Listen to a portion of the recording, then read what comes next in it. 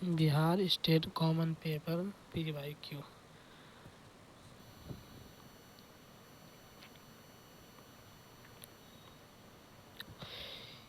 इनमें से किसे शिक्षण का निम्नतम स्तर भी कहा जाता है?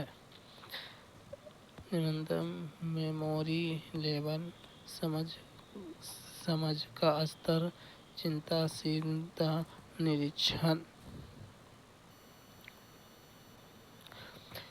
इनमें से किसे शिक्षण का निम्नतम स्तर भी कहा जाता है? मेमोरी लेवल,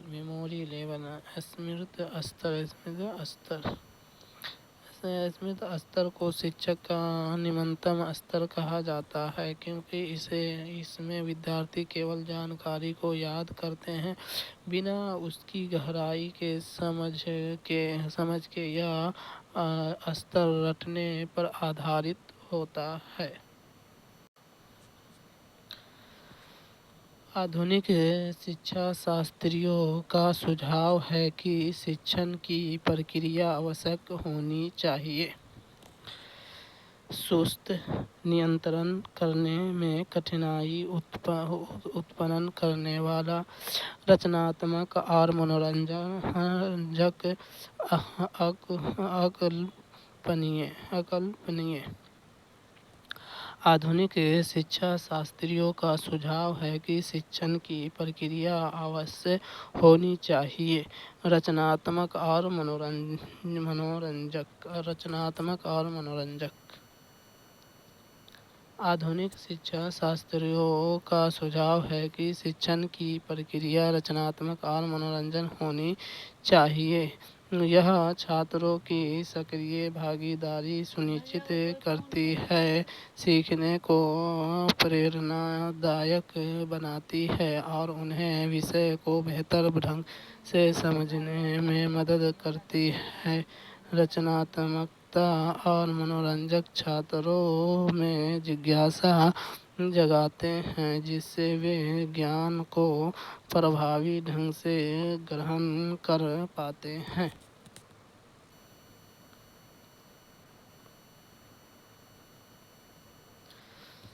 शिक्षक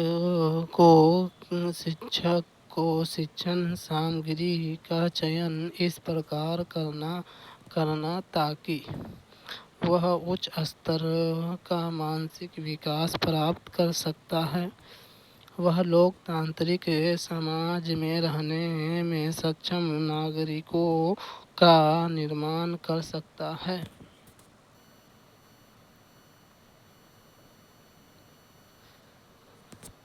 वह शिक्षक के मूलभूत सिद्धांतों को आसानी से प्राप्त कर सकता है।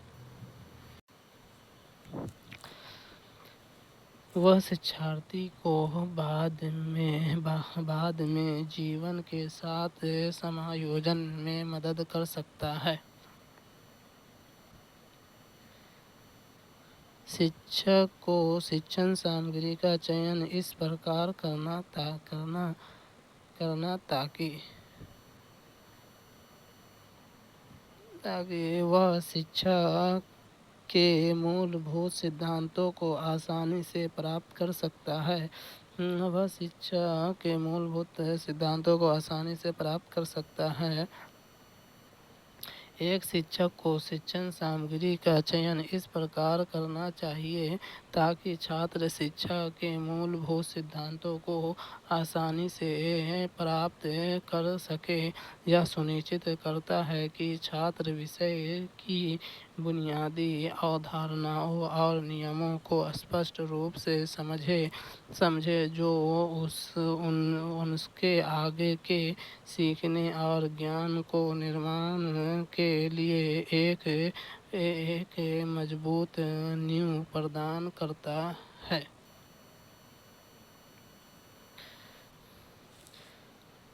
यदि छात्र यह दिखाने के लिए एक मॉडल बनाते हैं कि कोई चीज़ कैसे काम करती है, तो वह है मूल्यांकन करना, अनुप्रयोग करना, संश्लेषण करना, इनमें से कोई नहीं। यदि छात्र यह दिखाने के लिए एक मॉडल बनाते हैं कि कोई चीज़ कैसे काम करती है, तो वह है अनुप्रयोग करना, अप्लाइंग करना। यदि छात्र यह दिखाने के लिए एक मॉडल बनाते हैं कि कोई चीज़ कैसे काम करती है, तो यह सुनिश्चित करती है कि वे अनुप्रयोग कर रहे हैं, वो अपने अर्जित ज्ञान और समझ का उपयोग व्यावहारिक रूप से कर रहे हैं, ताकि यह प्रदर्शित किया जा सके कि एक विशिष्ट प्रणाली या अवधारणा कैसे कार्य करती है, जो कि अनुप्रयोग स्तर को दर्शाता है।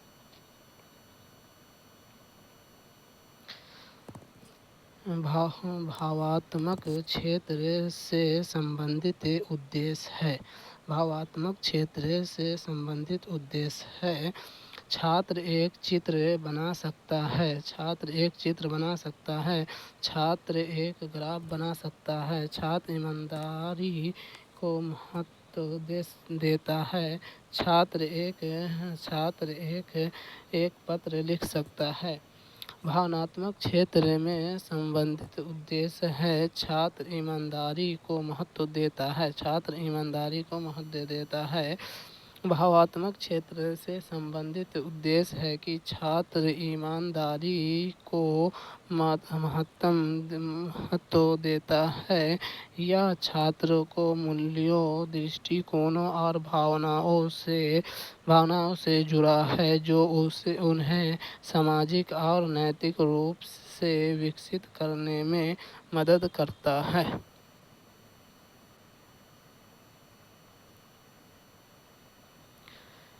निम्नलिखित कथनों पर विचार कीजिए।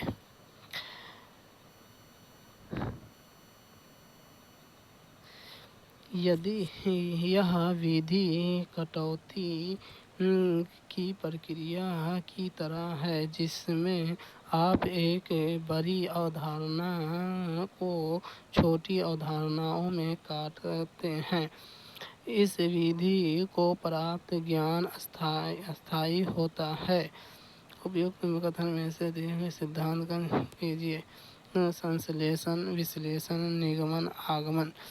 यदि विधि कटौती की प्रक्रिया की तरह है, जिसमें आप एक बड़ी अवधारणा को छोटी अवधारणाओं में काटते हैं, तब विश्लेषण एनालिसिस एक बड़ी अवधारणा को छोटे छोटे हिस्सों में तोड़ने की प्रक्रिया का विश्लेषण करते हैं।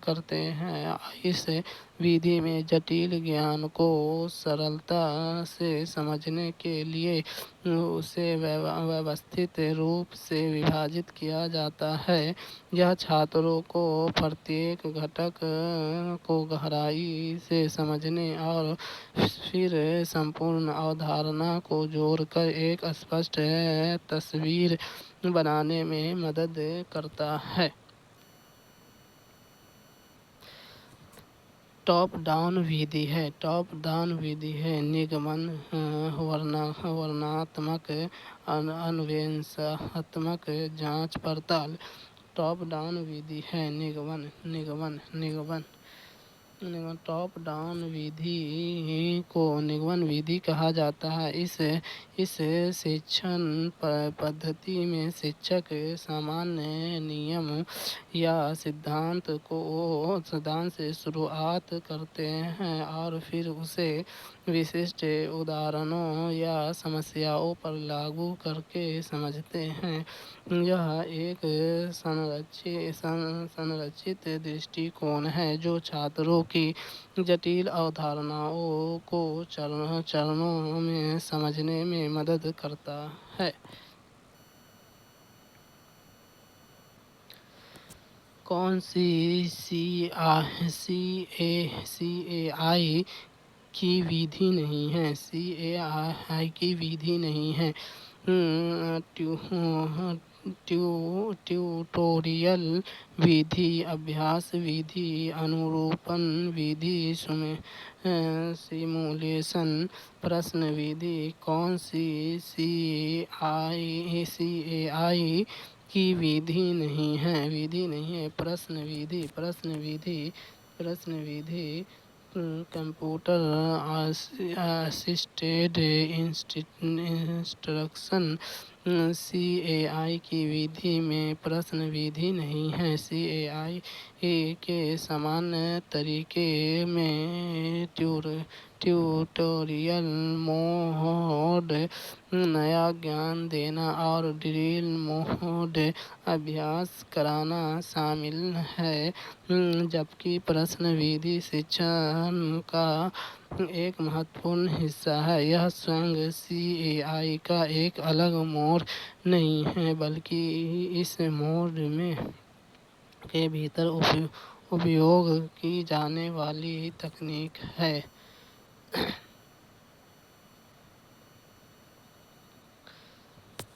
वर्गीकरण के आधार पर पाठ योजना कितने प्रकार की होती है। वर्गीकरण के आधार पर पाठ कितने प्रकार की होती है। 3 वर्गीकरण। ब्लूम के वर्गीकरण के आधार पर पाठ योजना मुख्य रूप से 3 प्रकार की होती है। यह है संज्ञानात्मक ज्ञान समझ, भावनात्मक मूल्य दृष्टिकोण, और मनोज्ञानात्मक शारीरिक कौशल क्षेत्र पर आधारित पाठ योजनाएं। प्रत्येक प्रकार विशिष्ट सीखने के उद्देश्यों और परिणामों पर केंद्रित है।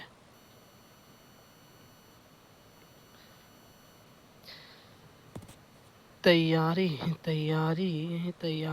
प्रस्तुति और उत्पादन पाठ योजना को 4Ps है। 4Ps है।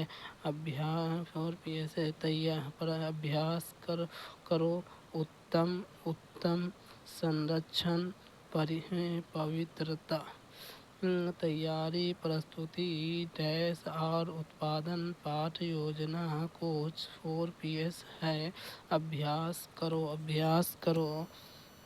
करो पाठ योजना के 4Ps में तैयारी, प्रस्तुति, अभ्यास और उत्पादन शामिल है। फिर दिए गए विकल्पों में अभ्यास प्रैक्टिस लुप्त पी है। यह वह चरण है जहाँ छात्र सीखी हुई अवधारणाओं और कौशलों को मजबूत करने के लिए सक्रिय रूप से संलग्न होते हैं, जिससे ज्ञान अस्थायी होता है। सूक्ष्म शिक्षण एक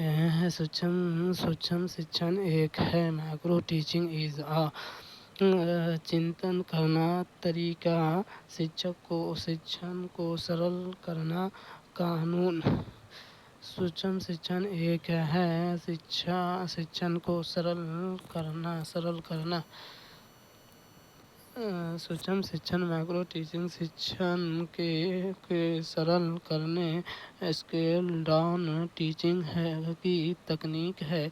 इसमें शिक्षण प्रत्येक को छोटे छोटे घटकों में विभाजित किया जाता है, जैसे कि कम छात्र, कम समय और एक विशिष्ट कौशल पर ध्यान केंद्रित करना। यह शिक्षकों को वास्तविक कक्षा के दबाव के बिना अभ्यास करने और अपनी शिक्षण क्षमताओं में सुधार करने में मदद करता है। शिक्षण और सीखना समग्र शैक्षिक प्रक्रिया में शामिल जुड़वा है। प्रक्रिया, उद्देश्य, गतिविधियाँ, भागीदारी। शिक्षण और सीखना समग्र शैक्षिक प्रक्रिया में शामिल जुड़वा है। गतिविधियाँ गतिविधियाँ शिक्षक और सीखना शैक्षिक प्रक्रिया में शामिल जुड़वा गतिविधियाँ हैं। यह दोनों एक दूसरे से गहराई से जुड़े हैं और विभिन्न कार्यों तथा अभ्यासों के माध्यम से ही संभव हो पाते हैं। बिना गतिविधियों के न तो सिखाया जा सकता है और न ही सीखा जा सकता है।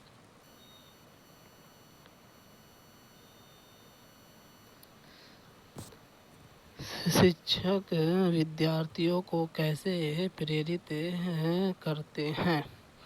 व्याख्यान के माध्यम से, नोट्स के माध्यम से, पूर्णबलन से, अभिभावक शिक्षण बैठक के माध्यम से। शिक्षक विद्यार्थी को कैसे प्रेरित करते हैं?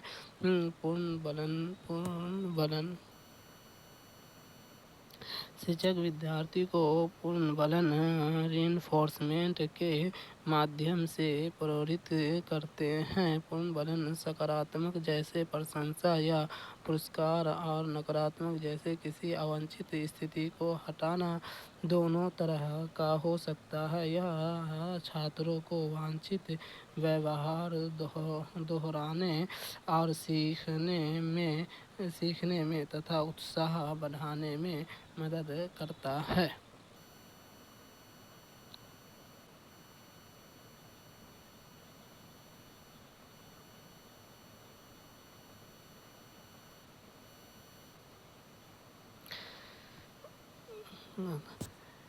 एक बाल अनुकूलन कक्षा में यह होना चाहिए सामग्रियों उपयुक्त आकार की होनी चाहिए ताकि बच्चे उन तक पहुंच सके।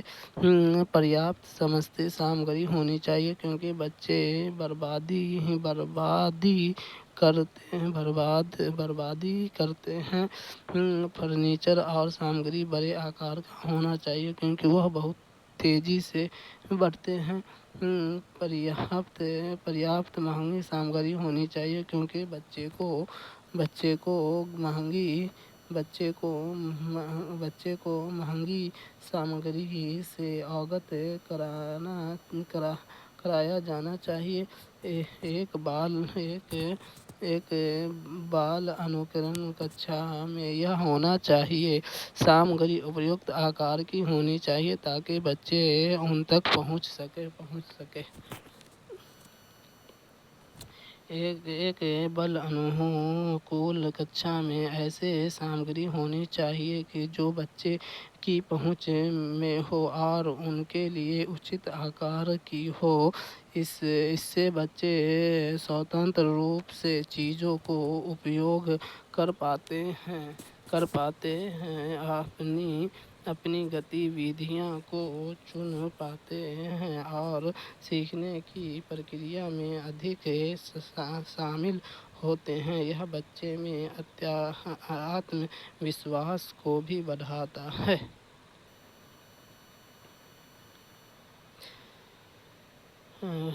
पर्यवेक्षण का मूल उद्देश्य डैश में सहायता करता है। शिक्षक को शिक्षण तरीकों में सुधार करने में, शिक्षक को विद्यार्थियों को समझने में, बच्चे को अधिक प्रभावी ढंग से सीखने में, शिक्षकों को विद्यार्थियों से निपटने में।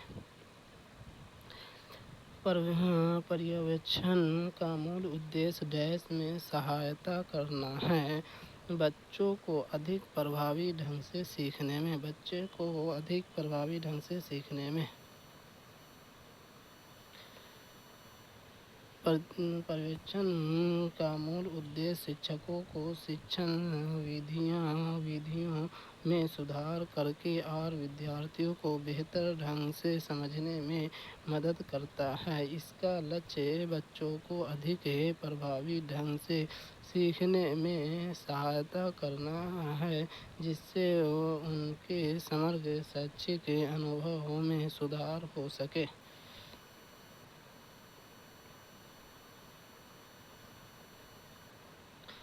सामाजिक आर्थिक रूप से वंचित पृष्ठभूमि से आने वाले बच्चे को कक्षा के माहौल की आवश्यकता होती है जो उन्हें अच्छा व्यवहार सिखाता है, उन्हें सांस्कृतिक और भाषाई ज्ञान को महत्व देता है तथा उनका उपयोग करता है।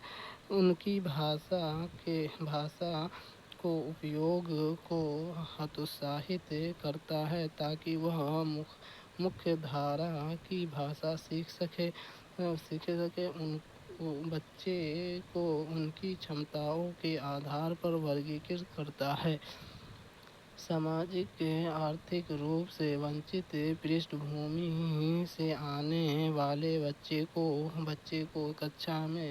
कक्षा के माहौल की आवश्यकता होती है जो उनके सांस्कृतिक और भाषाई ज्ञान को महत्व देता है तथा उनका उपयोग करता है। सामाजिक आर्थिक रूप से वंचित पृष्ठभूमि से आने वाले बच्चे को ऐसे कक्षा के माहौल की आवश्यकता होती है जो उनके सांस्कृतिक और भाषाई ज्ञान को महत्व देता है तथा उनका उपयोग करता है। यह उनके सीखने में सहायक होता है और उन्हें शामिल महसूस कराता है।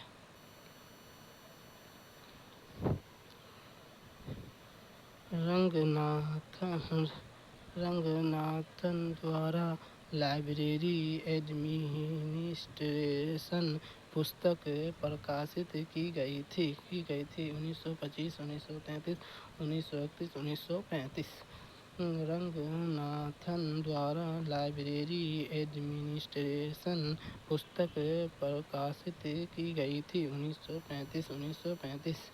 रंगनाथन द्वारा लिखी पुस्तक लाइब्रेरी एडमिनिस्ट्रेशन 1935 में प्रकाशित हुई थी। यह पुस्तकालय प्रशासन के सिद्धांतों और व्यवहारों पर एक महत्वपूर्ण ग्रंथ है जिसमें पुस्तकालयों के सुचारू संचालन के लिए विस्तृत दिशा निर्देश दिए गए हैं।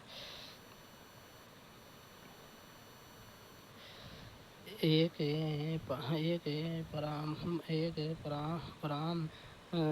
परामर्शदाता के रूप में शिक्षक को माना जाता है। आत्मनियंत्रण युक्त कक्षा व्यवहार और विषय के प्रति अपने दृष्टिकोण में उत्तेजन और कल्पनाशील छात्रों के व्यवहार में संबंधित समस्याओं से सीधे संबंधित है।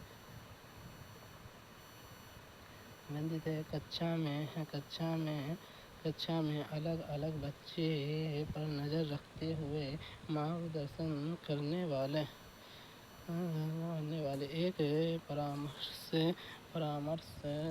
परामर्शदाता के रूप में शिक्षक को माना जाता है।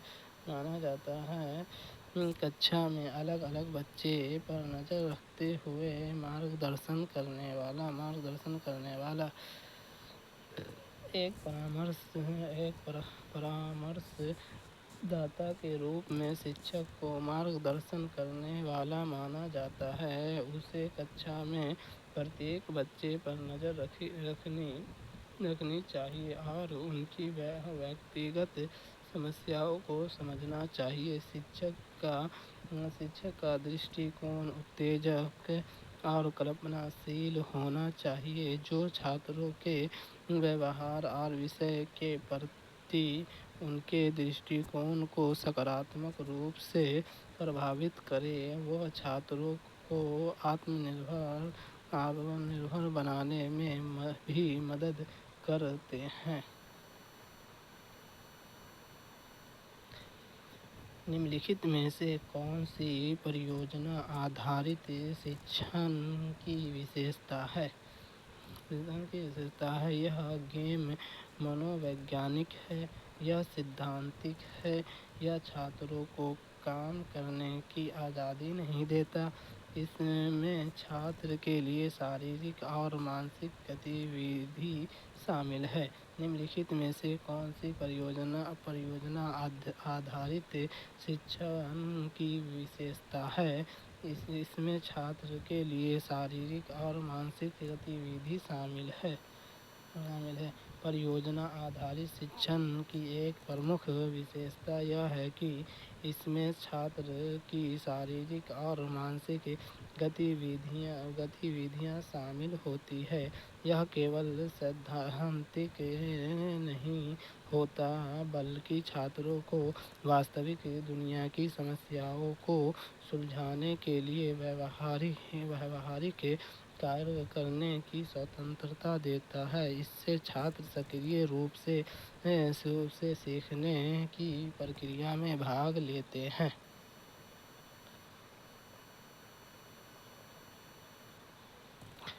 यदि उत्तर पुस्तिका का मूल्यांकन पढ़ाने वाले शिक्षक को अलावा किसी अन्य शिक्षक द्वारा किया जाता है तो निम्नलिखित में से क्या होगा?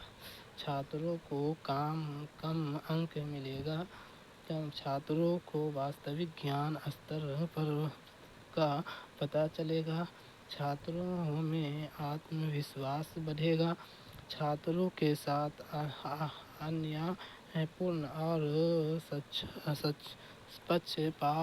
पक्षपातपूर्ण व्यवहार नहीं किया जाएगा।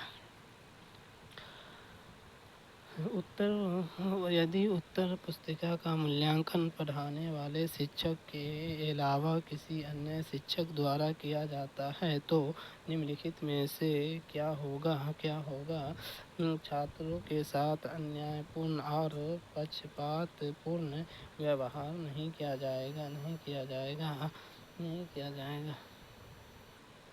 यदि उत्तर पुस्तिका का मूल्यांकन किसी अन्य शिक्षक द्वारा किया जाता है तो छात्रों के साथ अनुचित और पक्षपातपूर्ण व्यवहार नहीं किया जाएगा, क्योंकि मूल्यांकनकर्ताओं पर छात्रों के प्रति व्यक्तिगत पक्षपात का कोई दबाव नहीं होगा। यह छात्रों को वास्तविक ज्ञान स्तर को मापने में मदद करेगा।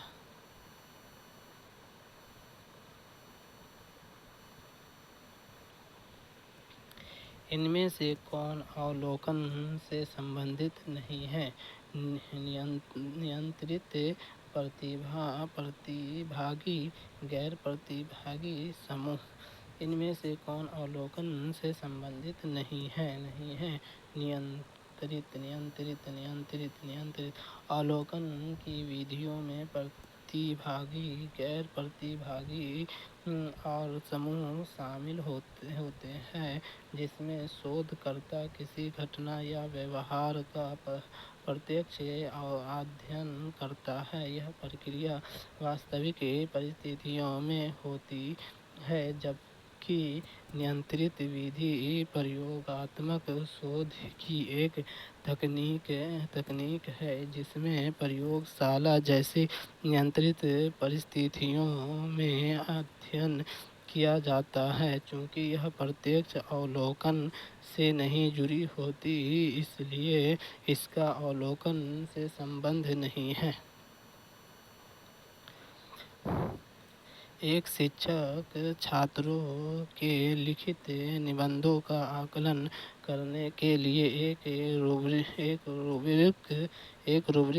का उपयोग करता है। यह एक उदाहरण है। रचनात्मक आकलन, योगात्मक आकलन, प्रदर्शन आकलन, विश्लेषणात्मक आकलन। एक शिक्षक छात्रों के लिखित निबंधों का आकलन करने के लिए एक रूब्रिक्स का उपयोग करता है। यह एक उदाहरण है। रचनात्मक आकलन जब एक शिक्षक छात्रों के लिखित निबंधों का मूल्यांकन करने के लिए रूब्रिक्स का उपयोग करता है तो यह एक रचनात्मक आकलन का उदाहरण होता है। यह आकलन विद्यार्थियों की प्रगति को सुधारने और बेहतर मार्गदर्शन देने के लिए किया जाता है। एमसीक्यू में समस्या का कथन क्या है? एमसीक्यू में समस्या का कथन क्या है? विकल्प विचलित करने वाला परिपर्स स्टेमस। एमसीक्यू में समस्या का कथन है स्टोमस स्टोमस स्टेम स्टेम एमसीक्यू में समस्या का कथन स्टेम कहलाता है। स्टेम वह भाग है जिसमें प्रश्न का समस्या दी जाती है। यह मुख्य कथन होता है जिसके आधार पर विकल्प में सही उत्तर चुना जाता है। पाठ्यचर्या विकास के बाद सामग्री में सुधार के लिए उपयोग जाने वाला मूल्यांकन है योगात्मक मूल्यांकन, रचनात्मक मूल्यांकन, नैदानिक मूल्यांकन। इनमें से कोई नहीं। पाठ्यचर्या विकास के बाद सामग्री में सुधार के लिए उपयोग जाने वाला मूल्यांकन है योगात्मक मूल्यांकन। पाठ्यचर्या विकास के बाद सामग्री में सुधार के लिए उपयोग किया जाने वाला मूल्यांकन योगात्मक मूल्यांकन है। यह मूल्यांकन किसी पाठ्यक्रम या शिक्षण प्रक्रिया के अंत में किया जाता है, जिसका मुख्य उद्देश्य छात्रों की समग्र उपलब्धियों और पाठ्यक्रम को प्रभावशीलता का आकलन करना होता है। इसके परिणामों का उपयोग भविष्य के पाठ्यक्रम सुधारने या कार्यक्रमों को जारी रखने या बंद करने जैसे महत्वपूर्ण निर्णय लेने के लिए किया जाता है।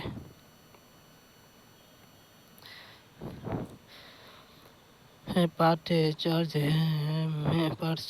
की मनोवैज्ञानिक आधार। पाठ्यचर्या विकसित करने वाले को डैश की प्रकृति को समझने में मदद करता है। विषय वस्तु, शिक्षार्थी, शिक्षक, विचार। पाठ्यचर्या की मनोवैज्ञानिक आधार। पाठ्यचर्या विकसित करने वाले को डैश की प्रकृति को समझने में मदद करती है। शिक्षार्थी मनोवैज्ञानिक पाठ्यक्रम विद्यार्थियों की प्रकृति को समझने में मदद करता है। यह उन्हें विद्यार्थियों की सीखने की शैली, आवश्यकताओं और विकासात्मक चरणों को ध्यान में रखकर प्रभावी पाठ्यक्रम बनाने में सक्षम बनाता है। इससे शिक्षक की प्रक्रिया अधिक सार्थक और सफल होती है, क्योंकि यह सीधे छात्र की जरूरतों पर केंद्रित होता है।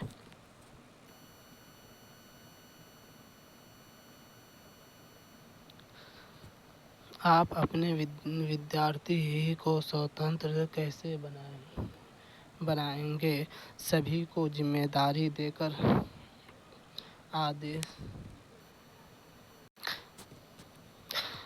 आदेश देकर और आज्ञाकारिता की अपेक्षा कर उनके छोटे मोटे झगड़े को नज़रअंदाज कर उनके लिए उनकी समस्याओं का समाधान कर।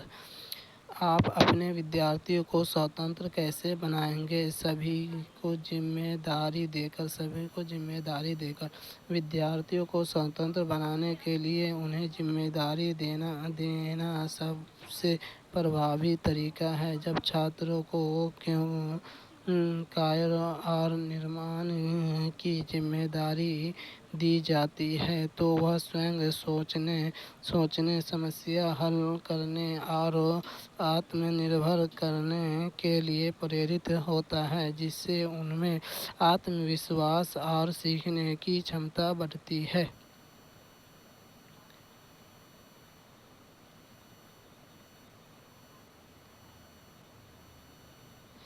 यदि यदि यदि आप देखें कि आपकी कक्षा में छात्र ऊँघने लगे हैं तो आप क्या करेंगे? ध्यान आकर्षित करने के लिए एक आदेश देंगे, उन्हें शारीरिक रूप से सक्रिय होने का अवसर प्रदान करेंगे, उन्हें डांटेंगे, कुछ देर के लिए पढ़ाना बंद कर देंगे। यदि आप देखें कि आपकी कक्षा में छात्र ऊँघने लगते हैं तो आप क्या करेंगे? ध्यान आकर्षित करने के लिए एक आदेश देंगे, ध्यान आकर्षित करने के लिए एक आदेश देंगे। यदि आपकी कक्षा में छात्र ऊँघने लगे हैं तो उन्हें ध्यान आकर्षित करने वाला कोई आदेश देंगे। इससे उनकी एकाग्रता वापस आएगी और वह फिर से पढ़ाई में शामिल हो पाएंगे। डांटना या पढ़ाना बंद करना प्रभावी नहीं होगा, क्योंकि इससे समस्या का समाधान नहीं होगा। निम्नलिखित में से कौन सी नीति 1975 में शुरू की गई थी? 10 वर्षीय विद्यालय हेतु पाठ्यचर्या कोठारी आयोग की report, Macaulay report, Radhakrishnan report. निम्नलिखित में से कौन सी नीति 1975 में शुरू की गई थी? 10 वर्षीय विद्यालय हेतु पाठ्यचर्या 10 वर्षीय हेतु पाठ्यचर्या 1975 में NCERT द्वारा the curriculum for the 10 year school एक फ्रेमवर्क 10 वर्षीय स्कूल के लिए पाठ्यचर्या एक रूपरेखा प्रकाशित किया गया था, जो राष्ट्रीय शिक्षा नीति 1968 की अनुशंसाओं को मूर्त रूप देने की एक कोशिश थी। चॉक बोर्ड एक प्रकार की शिक्षक सहायक सामग्री है। दृश्य श्रवण, दृश्य प्रक्षेपित सर्वे। चॉक बोर्ड एक प्रकार की शिक्षण सामग्री है। दृष्टि विजुअल। चॉक बोर्ड एक प्रकार की शिक्षण सहायक सामग्री है जो दृष्टि विजुअल आश्रय में आती है। यह शिक्षकों को जानकारी लिखने और चित्र बनाने की सुविधा प्रदान करता है, जिससे छात्र देखकर जानकारी को बेहतर ढंग से समझ पाते हैं।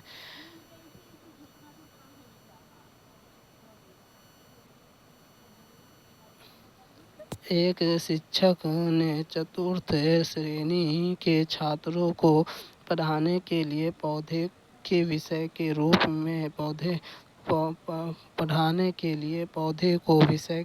में लिया। उसने सीखने के लिए अवसर प्रदान किया। समूह में पत्तियों का संग्रह, पत्तियों की आकृति, आकारों और अन्य लक्षणों के बारे में चर्चा। एक हर्बेरियम बनाना। एक गतिविधि के लिए शिक्षक को किस बात को सबसे ज़्यादा बढ़ावा देना नहीं चाहिए? बच्चे द्वारा अधिक से अधिक संभावित रूप से पत्तियों के कई नाम याद करने के लिए काम के विषय में बच्चे का विवरण, गतिविधि के साथ बच्चे का निरंतर जुड़ाव, एक दूसरे के साथ बच्चे की बातचीत, अवलोकन और सहयोग। एक शिक्षक ने चतुर्थ श्रेणी के छात्र को पढ़ाने के लिए पौधे के विषय के रूप में लिया। उन्हें सीखने के अवसर प्रदान किए। समूह में पत्तियों का संग्रह, पत्तियों की आकृतियों, आकारों और अन्य लक्षणों के बारे में चर्चा। एक हर्बेरियम बनाना। तो बच्चों द्वारा अधिक से अधिक संभावित रूप से पत्तियों के कई नाम याद करने के लिए उपयुक्त प्रश्न एक शिक्षक द्वारा छात्रों को पत्तियों से परिचित कराने के लिए 3 गतिविधियाँ दी गई है। पत्तियों का संग्रह, पत्तियों की विशेषताओं पर चर्चा और हर्बेरियम बनाना।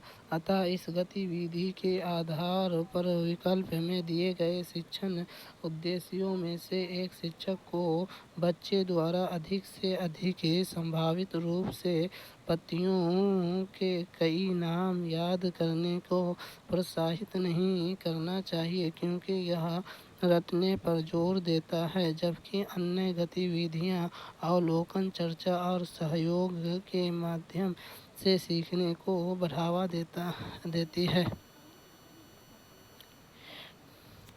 जलियांवाला बाग में बसंत नाम से किस कवयित्री ने कविता लिखी थी?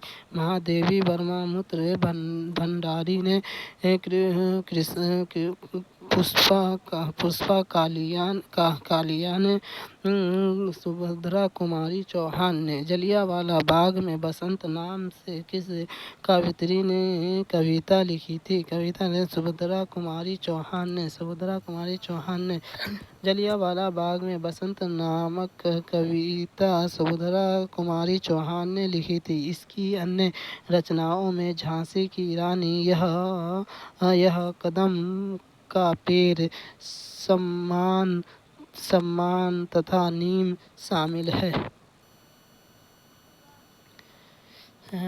भारत का सबसे छोटा वन राज्य कौन सा है? मध्य प्रदेश, पंजाब, आंध्र प्रदेश, कर्नाटक। भारत का सबसे छोटा वन राज्य कौन सा है? पंजाब। भारत का वन स्थिति रिपोर्ट 2023 के अनुसार पंजाब राज्य भारत का सबसे छोटा वन राज्य है, जो कि 1846.09 वर्ग किमी है, जबकि इस रिपोर्ट के अनुसार भारत का सबसे बड़ा वन क्षेत्र वाला राज्य मध्य प्रदेश है, जो 77,493 वर्ग किमी है। नोट: भारत वन स्थिति रिपोर्ट के अनुसार भारत का कुल वन और वृक्ष आकलन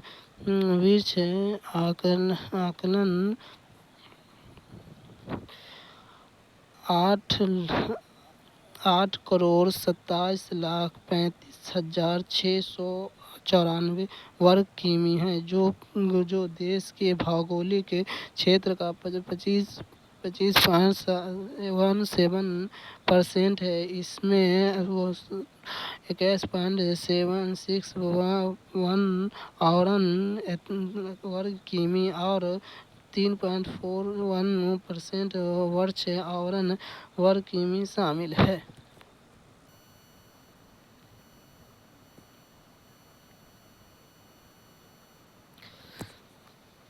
निम्नलिखित में से कौन एकात्मक शासक प्रणाली का उदाहरण है? बेल्जियम, श्रीलंका और बेल्जियम दोनों, इनमें से कोई नहीं।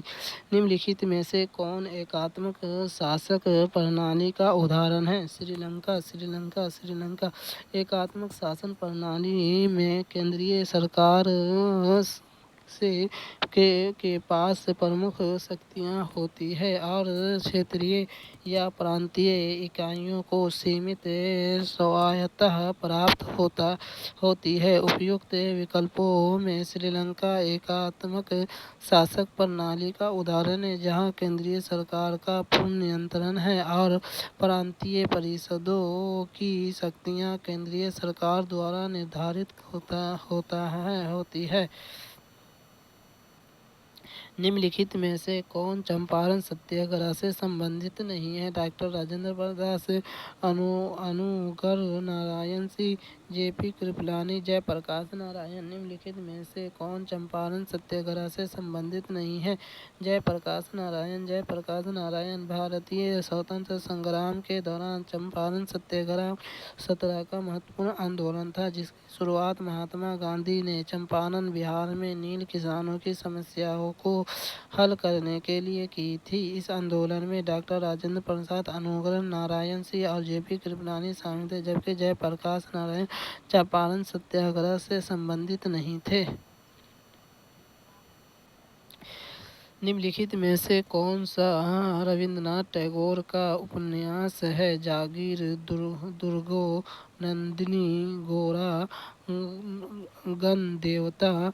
निम्नलिखित में से कौन सा रविन्द्रनाथ टैगोर का उपन्यास है? गोरा, गोरा, गोरा। रविन्द्रनाथ टैगोर का प्रसिद्ध बंगाली साहित्य थे, जिन्होंने कई उपन्यास, कविताएं, नाटक और कहानियां लिखी, जिसमें गोरा 1910 उनका प्रसिद्ध उपन्यास है, जबकि दुर्गो, नंदिनी बंकिम चंद्र चट्टोपाध्याय तथा गणदेवता ताराशंकर बनर्जी का उपन्यास है। लॉन टेनिस के खेल में मिश्रित युगल प्रारूप की टीम को साथी होते हैं दोनों पुरुष, दोनों महिला, एक पुरुष और एक महिला, इनमें से कोई नहीं। लॉन टेनिस के खेल में मिश्रित युगल प्रारूप की टीम के साथी होती है एक पुरुष और एक महिला, एक पुरुष और एक। लॉन टेनिस में मिश्रित युगल प्रारूप में एक टीम में दो खिलाड़ी होते हैं, जिसमें एक पुरुष और एक महिला शामिल होती है। यह प्रारूप ग्रैंड स्लैम टूर्नामेंट तथा अन्य प्रमुख टेनिस प्रतियोगिताओं में खेला जाता है। हम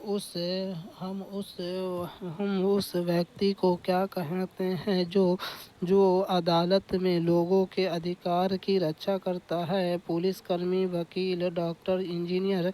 हम उस व्यक्ति को क्या कहते हैं जो अदालत में लोगों के अधिकारों की रक्षा करता है?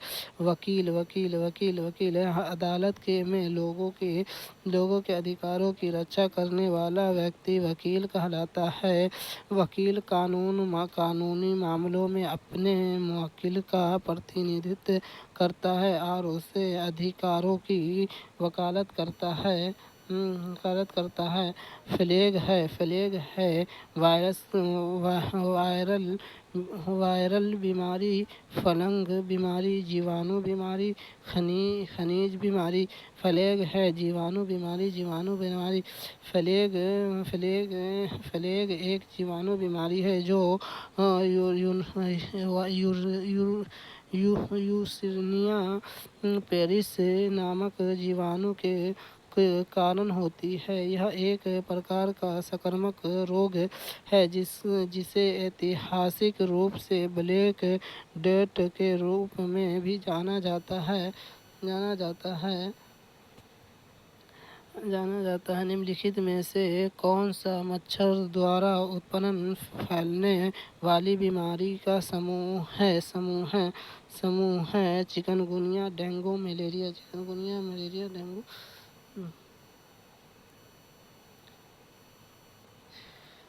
जल का जलवाष्प में परिवर्तन को डैश कहा जाता है। सभी डैश कहा जाता है। वाष्पीकरण।